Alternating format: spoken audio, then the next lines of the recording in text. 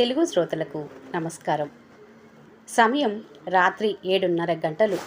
Scooter శబ్దానికి మెట్ల మీద కూర్చున్న ముగ్గురూ లేచి నిలబడ్డారు. స్కూటర్ లాక్ చేసి గేట్ వేసి మెట్లు ఎక్కుతున్నాడు శ్రీరామ్. బాబు శ్రీరామ్, సంతోషంగా పలకరించాడు జగన్నాథరావు. బావా, నువ్వు స్టేషన్కు వస్తావని చాలాసేపు ఎదురు చూశాము. నువ్వు ఎంతసేపటికి రాకపోయేటప్పటికీ మేమే ఇంటికి వచ్చాము. గంట నుండి నీకోసం కూర్చున్నాము. సుధా మాటలకు అడ్డుపడింది రుక్మిణి. ఆఫీస్ పని ఒత్తిడి వల్ల మీరు స్టేషన్కు రాలేదని అనుకుంటున్నాము బాబు. వారి మాటలకు జవాబు చెప్పకుండా తలుపు తీసి లైటు వేశాడు శ్రీరామ్. అప్పటి వరకు సుధా ఒడిలో నిద్రపోయిన 7 నెలల వయసున్న పాప కళ్ళు తెరిచింది. తండ్రిని చూసి సంతోషంగా చేతులు చాచింది, ఎత్తుకోమన్నట్లుగా. స్వీటీ, నా బంగారు తల్లి. పాపను ఎత్తుకొని ఆనందంగా ముద్దు పెట్టుకున్నాడు శ్రీరామ్. ఆ దృశ్యాన్ని చూసిన జగన్నాథరావుకు రుక్మిణికి కళ్ళు చెమర్చాయి. సూట్ కేసు, బ్యాగులు లోపలికి తీసుకువచ్చి ఒక పక్కగా పెట్టింది సుధా. శ్రీరామ్కు దగ్గరగా వచ్చి నిలబడిందామె. స్వీటీకి స్నానం చేయిస్తాను అని అతని చేతుల్లో నుండి పాపను తీసుకుంది. వంట ప్రయత్నంలో పడింది రుక్మిణి. 9 గంటలకు అందరూ భోజనాలు చేశారు. మంచం మీద పడుకొని పాపను పక్కన కూర్చోబెట్టుకున్నాడు శ్రీరామ్. తండ్రితో ఆడుకుంటుంది స్వీటీ. పాప మా దగ్గర పడుకుంటుంది, ఇలా ఇవ్వండి. గదిలోకి వచ్చి మనవరాలిని ఎత్తుకోబోయింది రుక్మిణి. ఆమెను శ్రీరామ్ వారించాడు. పర్వాలేదు, ఇక్కడ పడుకుంటుంది. ప్రయాణంలో మీరు అలసిపోయి ఉంటారు, వెళ్ళి పడుకోండి అన్నాడు. మారు మాట్లాడలేక వెనుదిరిగింది రుక్మిణి. సుధా జడలో పూలు తురిమి మంచినీళ్లు, పాల గ్లాసు అందించింది రుక్మిణి. బావ దగ్గరకు వెళ్ళమ్మా అంది. అలికిడికి తల తిప్పి చూశాడు. పాపను నిద్రపుచ్చుతున్న శ్రీరామ్. పాల గ్లాసు టేబుల్ మీద పెడుతుంది సుధా. ఆమె వెనుకే వచ్చిన రుక్మిణి గది తలుపు దగ్గరగా వేసి వెళ్ళింది. అతని ముఖం చిన్నబోయింది. గోడకు ఉన్న ఫోటో వైపు చూశాడు అప్రయత్నంగా. సుధా కూడా అటువైపు చూసింది. పెళ్ళైన కొత్తలో అతను మాధవి కలిసి తీయించుకున్న ఫోటో అది. సుధా అక్క ఆమె. బాధగా శ్రీరామ్ వైపు చూసింది సుధా. నిశ్శబ్దంగా కూర్చున్నాడతను. కొద్దిసేపు అలాగే మౌనంగా నిలబడింది. మంచం దగ్గరికి వచ్చి నిద్రపోతున్న స్వీటీకి దుప్పటి కప్పింది. ట్యూబ్ లైట్ తీసి బెడ్ లైట్ వేసింది. పడుకో బావా. దుప్పటి కింద వేసుకొని పడుకుంది. బెడ్ లైట్ వెలుతురులో ఫోటోలోని మాధవిని తదేకంగా చూస్తున్నాడతను. 5 ఏళ్ల క్రితం మాధవికి శ్రీరామ్కు పెళ్ళైంది. అనుకూలమైన దాంపత్యం వారిది. ఒకరంటే ఒకరికి ప్రాణం. 4 ఏళ్ల బాబును, 4 నెలల వయసున్న పాపను తీసుకొని పుట్టింటికి సంతోషంగా బయలుదేరింది మాధవి. ఆమె చెల్లాయి సుధను చూడటానికి మర్నాడు పెళ్లివారు వస్తున్నారు. సుధకు పెళ్లి ప్రయత్నాలు ఏమీ చెయ్యకపోయినా ఆమెను బంధువుల ఇంట్లో చూసి ముచ్చటపడి మగ పెళ్లివారే కబురు చేసి పెళ్లి చూపులకు ఫార్మాలిటీగా వస్తున్నారు. సుధా పెళ్లి దాదాపుగా ఖాయమైనట్లే అని భర్తతో చెప్పి ఊరికి బయలుదేరిందామె. సెలవు దొరకనందున శ్రీరామ్ ఆగిపోయాడు. ఊహించని విధంగా అతని జీవితం తలక్రిందులైంది. చెల్లాయి పెళ్లి చూపులకని ఆనందంగా తల్లిదండ్రుల వద్దకు బయలుదేరిన మాధవి రైలు ప్రమాదంలో మరణించింది. 4 ఏళ్ల బాబు కూడా నిద్రలోనే తుది శ్వాస విడిచాడు. విచిత్రంగా 4 నెలలు వయసున్న పాప స్వీటీ మాత్రం సురక్షితంగా బయటపడింది. ఆ షాక్ నుండి కొద్దిగా కోలుకున్న తర్వాత సుధను పెళ్లి చేసుకోవటానికి అతన్ని ఒప్పించే ప్రయత్నం చేశారు తల్లిదండ్రులు, అత్తామామలు.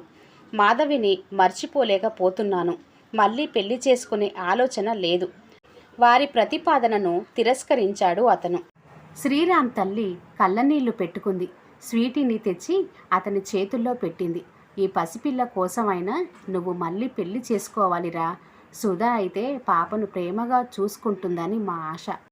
సుధ పట్ల నాకు అలాంటి ఉద్దేశం లేదు. తను చిన్నపిల్ల. ఆ మగ పెళ్లి వారిని వెంటనే పెళ్లి చూపులకు రమ్మని కబురు చెయ్యండి.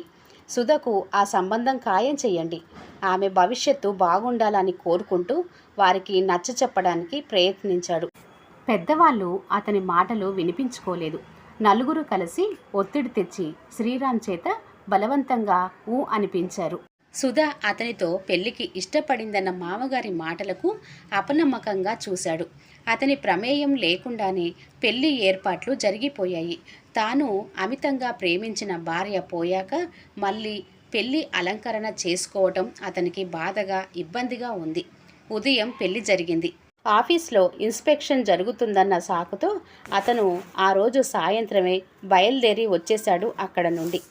పెళ్ళైన 4 రోజులకే అత్తమామలు సుధను పాపను తీసుకువస్తారని అతను ఊహించలేదు. ఉదయం మామగారు ఫోన్ చేసి తమ రాక గురించి చెప్పినా కూడా విని ఊరుకున్నాడు. కానీ రైల్వే స్టేషన్కి వెళ్ళి వారిని తీసుకురావటానికి మనస్సు అంగీకరించలేదు. పాప వచ్చినందుకు సంతోషంగా అనిపించినా సుధా కూడా రావటం శ్రీరామ్కు ఇబ్బందికరంగా ఉంది. తనకు దూరమైన భార్య మాధవి, ముద్దులు మూటగట్టే ప్రశాంత్ గుర్తుకొస్తున్నారు. నిశ్శబ్దంగా ఏడుస్తున్న అతని కళ్ళల్లో నుండి నీరు కారి దిండులోకి ఇంకిపోతుంది. మర్నాడు రుక్మిణి, జగన్నాథరావు ఊరికి తిరిగి వెళ్లారు. పాప జాగ్రత్త తల్లి, సుధకు జాగ్రత్తలు చెప్పింది రుక్మిణి. అక్కను బాబును తలుచుకుంటే సుధకు ఆవేదనగా ఉంది. అక్క పెళ్ళైన ఈ 5 సంవత్సరాల్లోనూ తాను ఎన్నోసార్లు ఇక్కడికి వచ్చింది. కాలేజీకి 4 రోజులు సెలవులు వస్తే చాలు అక్క దగ్గరకు వచ్చేది. అక్క మాధవితోనూ పిల్లలతోనూ ఆమెకున్న అనుబంధం అలాంటిది. బావ కూడా తనను ఎంతో ఆదరంగా చూసేవాడు. కానీ ఇప్పుడు అతనిలో ఎంతో మార్పు వచ్చింది. మాధవి మరణం తర్వాత శ్రీరామ్ చాలా స్తబ్దంగా మారిపోయాడు. అతనిలో చలాకీతనం, ముఖంలో నవ్వు మాయమయ్యాయి. పాప దగ్గర ఉన్నప్పుడు అతని ముఖంలో సంతోషం కనిపించినా సుధను చూస్తే అతని వదనంలో బాధ కొట్టొచ్చినట్లు గోచరించేది. మాధవిని మర్చిపోలేక, సుధకు చేరువ కాలేక మానసికంగా కృంగిపోతున్నాడు. వారి ఇరువురికి మధ్య వారధి స్వీటీ. అంతకు మించి ఏ అనుబంధమూ లేదు. అవసరమైనప్పుడు పొడి పొడిగా 1-2 మాటలు సుధతో మాట్లాడతాడు అంతే. మాధవి అంటే అతనికి పిచ్చి ప్రేమ అని సుధకు తెలుసు. అక్కను బాబును తలుచుకొని బావ అనుక్షణం బాధపడుతున్నాడని కూడా ఆమెకు తెలుసు. కానీ అతన్ని ఎలా ఊరడించాలో ఆమెకు తెలియటం లేదు. 2 నెలలు గడిచాయి. శ్రీరామ్ తల్లిదండ్రులు ఊరు నుండి వచ్చారు. ఒక్క రోజుతోనే వారికి పరిస్థితి అర్థమైంది. మర్నాడు సాయంత్రం డాబా మీద పాపతో ఆడుకుంటున్న శ్రీరామ్ వద్దకు వచ్చాడు తండ్రి. ఈ రాత్రికి మేము బయలుదేరుతున్నాంరా. 4 రోజులు ఉండండి నానా. వెళ్ళాలి. ఊర్లో పొలం పనులు చాలా ఉన్నాయి. పాపను చూడాలనిపించి వెంటనే బయలుదేరి వచ్చాము. అతని తల్లి వచ్చి పాపను కిందికి తీసుకువెళ్ళింది. కొంతసేపు నిశ్శబ్దంగా ఉన్న తర్వాత శ్రీరామ్ తండ్రి అడిగాడు, సుధా అంటే నీకు ఇష్టం లేదా? తల తిప్పి తండ్రి వైపు చూశాడు. ఎందుకలా అనుకుంటున్నారు నాన్న? నువ్వు ఆ అమ్మాయితో ఎలా ప్రవర్తిస్తున్నావో మాకు అర్థమైంది. బిడ్డల తండ్రివైన నీకు భార్యతో ఎలా మెలగాలో నేనెలా చెప్పగలను? శ్రీరామ్ కళ్ళు బాధతో రెపరెపలాడాయి.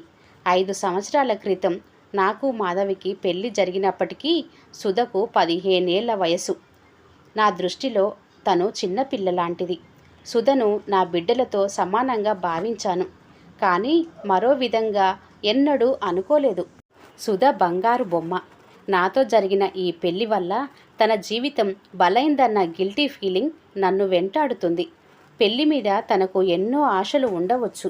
2వ పెళ్లివాడినైన నన్ను చేసుకోవటం వల్ల సుధ సుఖపడుతుందని నేనెలా అనుకోగలను? తండ్రితో తన మనసులోని బాధ చెప్పుకున్నాడు. కొడుకు వైపు తదేకంగా చూశాడాయన. మరదళ్లను ఆశగా చూసే బావలు ఎంతోమంది ఉన్నారు ఈ లోకంలో. మరదలు ఒంటరిగా కనిపిస్తే చాలు, వయసు తేడా పట్టించుకోకుండా సరసాలు ఆడటానికి ఆరాటపడే మగవాళ్ళు ఉన్నారు. కానీ ఊహించని పరిస్థితుల్లో భార్యను పోగొట్టుకొని ఆమె చెల్లెల్ని వివాహమాడిన తన కొడుకుకు ఇప్పుడు ఏ విధంగా నచ్చ చెప్పాలో ఆలోచించుకుంటూ కొద్దిసేపు మౌనంగా ఉండిపోయాడు. శ్రీరామ్కు ఏమంత వయసు ఉందని సుధా విషయంలో అంత పెద్దరికంగా మాట్లాడుతున్నాడు మనసులో అనుకున్నాడు తండ్రి. వారి వయస్సును లెక్కించుకున్నారాయన. శ్రీరామ్ సుధకు కేవలం 8 ఏళ్ళు తేడా, అంతే కదా అనుకున్నాడు. 28 ఏళ్ల వయసున్న కొడుకుతో స్నేహపూర్వకంగా మాట్లాడాడు. నీకు మాధవికి పెళ్ళైనప్పుడు సుధకు 15 ఏళ్ల వయసు. నిజమే, నువ్వు అమ్మాయిని నీ బిడ్డలతో సమానంగా భావించావు. కానీ మరో విధమైన ఆలోచన నీ మనసులో అప్పుడు లేదు. కానీ ఇప్పుడు సుధ నీ భార్య. తన పెళ్లి చూపులకు సంతోషంగా వస్తున్న మాధవి, బాబు ప్రమాదంలో మరణించటంతో అందరికంటే సుధ ఎక్కువగా బాధపడింది. ఆ రోజు తన పెళ్లి చూపులు ఏర్పాటు చేయకపోయినట్లయితే మాధవి ప్రమాదానికి గురై ఉండేది కాదని ఆమె కుమిలిపోతుంది. తనకు ఇక ఏ పెళ్లి చూపులు వద్దని భావనే చేసుకుంటానని పట్టుబట్టడం వల్ల మేమందరం కలిసి మేము ఈ పెళ్లికి ఒప్పించాము. నువ్వు మాధవిని ఎంతగానో అభిమానించావు, ఆదరించావు. బాగానే ఉంది. ఇప్పుడు కోరి నిన్ను చేసుకున్న సుధను బాధ పెట్టడం మంచిది కాదు బాబు. మీ ఇద్దరూ సంతోషంగా ఉండాలని, పాప మీ ఇద్దరి ప్రేమాభిమానాలు సంపూర్ణంగా పొందాలని ఈ పెళ్లి జరిపించాము. కానీ నిన్ను బాధ పెట్టడానికి కాదు ఈ పెళ్లి చేసింది. మా ఆశలను మీరు వమ్ము చేయకూడదు. శ్రీరామ్ని ఒంటరిగా వదిలేసి కిందికి వెళ్ళాడు. ఆయన తండ్రి మాటలను మననం చేసుకుంటూ చాలాసేపు అలాగే కూర్చుండిపోయాడు శ్రీరామ్. మర్నాడు ఉదయం 7 గంటలకు ఫోన్ రింగ్ అవుతూ ఉంటే రిసీవ్ చేసుకొని మాట్లాడింది సుధ. ఆమె కళ్ళల్లో మెరుపు. పాప బుగ్గలపై ముద్దుల వర్షం కురిపిస్తూ పేపర్ చదువుకుంటున్న శ్రీరామ్ దగ్గరకు వచ్చింది. బావా, నేను బీఎస్సీ ఫస్ట్ క్లాస్ పాస్ అయ్యాను. నాన్న ఇప్పుడే ఫోన్ చేసి చెప్పారు. సంతోషంగా అతని చెయ్యి పట్టుకొని ఊపేసింది. కంగ్రాట్స్! ఆనందంగా చూశాడు ఆమె వైపు. రాత్రి అతని భోజనాలయ్యాక వంటగది సర్ది వచ్చి హాల్లో కింద చాప వేసుకుంది. పాప నిద్రపోతుంది. టీవీలో న్యూస్ చూస్తున్న శ్రీరామ్ లేచి ఆమె దగ్గరకు వచ్చాడు. ఈ చీర కట్టుకో సుధా. ఆమె చేతికి చీర పూలమాల అందించాడు. సాయంత్రం ఆఫీస్ నుండి ఇంటికి వస్తూ చీర పూలు తీసుకువచ్చాడు. వచ్చిన వెంటనే ఆమెకు ఇవ్వటానికి కొంచెం మొహమాటం అనిపించి ఇవ్వలేదు అతను. శ్రీరామ్ అవి ఎందుకు ఇచ్చాడో ఆమెకు అర్థమైంది. తెల్లని చీర మీద చిన్న ప్రింటు బాగుంది. తల వంచుకొని అలాగే నిలబడింది. ఆశాభంగంతో చూశాడు. సుధా తలెత్తింది. వారం రోజుల పాటు బాబా చరిత్ర పారాయణం చేస్తానని మొక్కుకున్నాను. మొన్న పాపకు జ్వరం వచ్చినప్పుడు చాలా భయం అనిపించింది. త్వరగా జ్వరం తగ్గాలని వేడుకున్నాను. బాబా దయ వల్ల స్వీటీ వెంటనే కోలుకుంది. నిన్న పూజ ప్రారంభించాను. పారాయణ పూర్తయ్యాక ఈ చీర కట్టుకుంటాను. అతను నొచ్చుకోకుండా సున్నితంగా చెప్పింది. నవ్వాడు సరేనంటూ. కాలింగ్ బెల్ మోగింది. అతని చూపు ఆమె భుజంపై పడింది. ఒక్క క్షణం తటపటాయించాడు. బ్లౌజ్ సరిచేసుకో నెమ్మదిగా చెప్పాడు. గాబరాగా భుజం మీద బయటికి కనిపిస్తున్న బ్రా బెల్ట్ సరిచేసుకుంది. సిగ్గుగా అనిపించింది ఆమెకు. తలుపు తీశాడు శ్రీరామ్. ఎదురింటి వాళ్ళు పెళ్లికి పిలవటానికి వచ్చారు. అతని చేతికి శుభలేఖ ఇచ్చి సుధకు బొట్టు పెట్టి తప్పకుండా పెళ్లికి రమ్మని చెప్పి వెళ్ళారు. కొద్దిసేపయ్యాక టీవీ ఆఫ్ చేసి బెడ్రూంలోకి నడిచాడు. నియమంగా పారాయణ పూర్తి చేసింది సుధ. ఆ రోజు ఆఫీస్ నుండి వస్తూనే గమనించాడు తను. గత వారం తాను తెచ్చిన చీర కట్టుకుంది. తలలో పెట్టుకున్న మల్లెలు సువాసన వెదజల్లుతున్నాయి. అతను గమనించటం చూసి సిగ్గుగా నవ్వి కిచెన్లోకి వెళ్ళింది. స్వీటీ నిద్రపోయాక మంచం మీద అతని పక్కన కూర్చుంది చనువుగా. ఆమె ఒళ్ళో తల పెట్టుకొని పడుకున్నాడు. మండు ఎండలో చాలా దూరం నడిచి చెట్టు నీడకు చేరి సేద తీరినట్లు హాయిగా అనిపించింది శ్రీరామ్కు. ఆ నిశ్శబ్దం చాలా బాగుంది అతనికి. సుధా, నేను సెకండ్ హ్యాండ్ మొగుణ్ణి అనే ఫీలింగ్ నీకు లేదా? నిజం చెప్పు. నీకు నేను తగిన భర్తను కాదు కదూ? అతని పెదవులను సున్నితంగా చేతిని అడ్డుపెట్టింది. అలా మాట్లాడవద్దు అన్నట్లుగా. శ్రీరామ్ చెంపల మీద ఛాతి మీద ముద్దు పెట్టుకుంది బిడియాన్ని విడనాడి. అత్తామామలు ఊరికి వెళ్లే ముందు చెప్పిన మాటలు గుర్తుకు తెచ్చుకుంది. మాధవిని పోగొట్టుకున్న దిగులుతో పాటు ఈ పెళ్లి వల్ల నీ జీవితం పాడైందన్న బాధ శ్రీరామ్ను బాగా కలిచివేస్తుంది. మా అబ్బాయిని మళ్ళీ మునుపటి శ్రీరామ్గా మార్చగల శక్తి నీకు మాత్రమే ఉంది. నీలోని బిడియాన్ని తొలగించుకొని వాడికి దగ్గరవ్వాలి.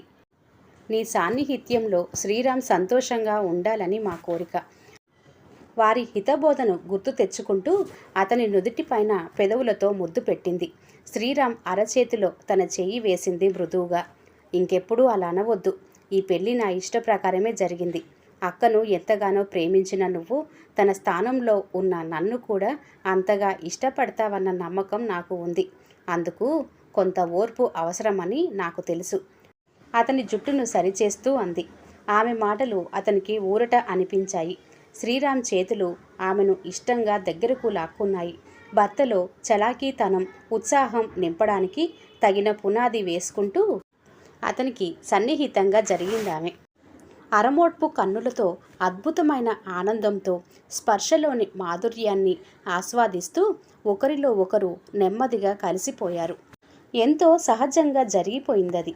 ఆ రాత్రి బాగా పొద్దుపోయిన తర్వాత అలసిపోయి నిద్రపోతున్న వారిరువురి ఒంటిపై అతని లుంగీ మాత్రమే ఆచ్ఛాదనగా ఉంది. తెల్లవారుజామున నిద్రలేచి ఆమె వైపు చూసిన శ్రీరామ్ కళ్ళల్లో అల్లరి తొంగి చూసింది. మంచం మీద ఒక్క పక్కగా పడి ఉన్న చీర తీసి ఆమెకు కప్పాడు. ప్రేమగా సుధ ముంగురులు సరిచేసి మంచం మీద నుండి లేచాడు. గత రాత్రి శారీరకంగా జరిగిన వారి కలయిక అతని మనసులో పేరుకుపోయిన ఒంటరితనాన్ని, నిరాసక్తతను దూరం చేసి కొత్త ఉత్సాహాన్ని నింపుతుంది. భర్త ఎంతటి దుఃఖంలో ఉన్నప్పటికీ అతనికి ఊరట కలిగించే శక్తి, స్వాంతన చేకూర్చగల యుక్తి భార్యకు ఉన్నాయి. కష్టంలో ఉన్న మగవాడిని ఆనంద పారవస్యంలో ముంచెత్తగల నేర్పు స్త్రీకి ఉంది. యుగాలు మారిన, తరాలు మారిన స్త్రీలో నిగూఢమైన ఆ శక్తి ఎప్పటికీ పదిలంగా ఉంటుంది. అదే స్త్రీతత్వంలో ఉన్న గొప్పతనం. ఈ కథ ఇంతటితో సమాప్తమండి. కథ పేరు అనురాగ సుధ. రచించిన వారు మోహన్ రెడ్డి గారు. కథ కనుక మీకు నచ్చినట్లయితే లైక్ చేయండి, షేర్ చేయండి. అలాగే మరిన్ని మంచి వీడియోల కోసం ఛానల్ని సబ్స్క్రైబ్ చేసుకోండి. మరొక మంచి కథతో మళ్ళీ కలుద్దాం. అంతవరకు సెలవు. నమస్తే. ధన్యవాదములు.